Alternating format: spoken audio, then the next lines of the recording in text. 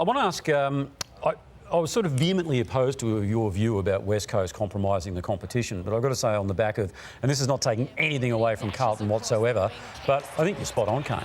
Well, what it's doing is a disaster for the competition, really, for the teams that get West Coast twice, and one of those is Carlton, and there'll be some others this year, including the Bombers and Adelaide, I think, but there you go. I mean, that's the first quarter. Game is over in the first 10 minutes, and it's happened all year.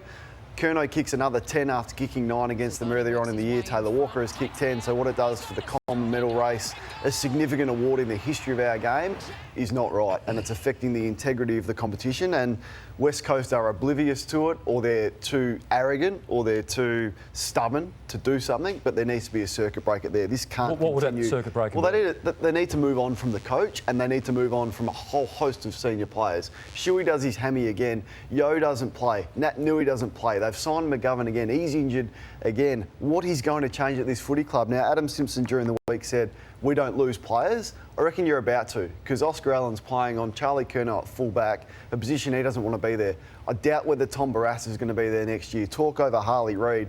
Something significant has to change at that footy club, because no coach in world sport, TJ, survives a record like this. No, you're right, but what does it achieve, though, other than a board looking as though it's doing something? A fresh attitude, a vibrancy.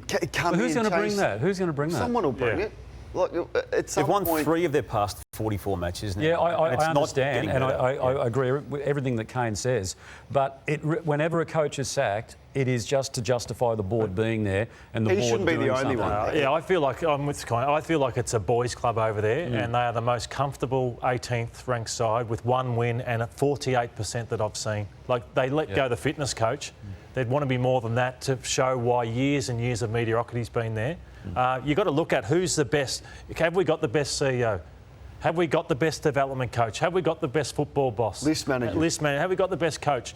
They can't say yes because the players aren't showing that. So I think that's what they have to look at, the whole, every key person in those roles. OK, and you spoke about the Coleman medal being compromised as a result, but, I mean, Charlie's got every right to celebrate his 10 goals, hasn't he? Yeah, it's good. And he's been in some form the last couple of weeks as well. Did a defensive role the week before and then got on the scoreboard late. But this was fill your boots. This is what every forward loves when you come up against a side and there's so much room to move, and they wanted to get the ball to him to kick 10 goals. He's been very unselfish at times this year. Not 1 goal assist did he have yesterday, though. 10 straight. And this was a perfect full forward performance. It took me back to your days, Lordo. Just 10 goals and 0 give-offs. He's now kicked nearly a third of his total goals for the season in those 2 matches, the 19 out of the 61 from those 2 games. So, yeah, look, the Blues had some injury concerns to come out of it. Sam Walsh has pinged a hamstring, and this is on the back of him hitting his best form for some time, having missed the early parts of the season with a back injury. So they'll be taking that one very, very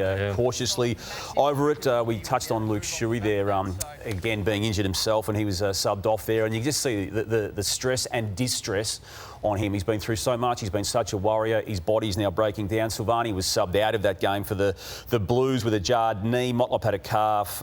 Cripps was rested, basically, I believe, with a leg, and Shearer was also out of it. So they'll come back for the big game against Collingwood next week.